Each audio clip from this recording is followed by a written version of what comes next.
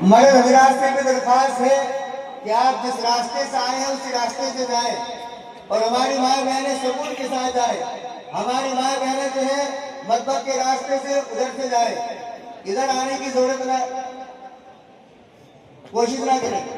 اس کے بعد اب میں استاد الاساتذہ ہمارے حضرت شیخ الحدیث جامعہ حضرت مولانا عاقل الرحمان صاحب دامت برکاتہم سے عاجزانہ مؤدبانہ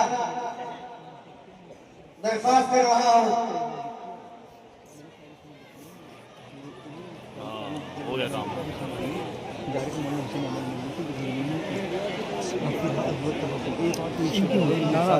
معزز سامعین, ہم نے جو مدرسے کے گراؤنڈ خالی کرایا تھا اس لیے کرایا تھا کہ وہاں جگہ خالی رہے, آنے جانے میں کسی کو پریشانی نہ ہو.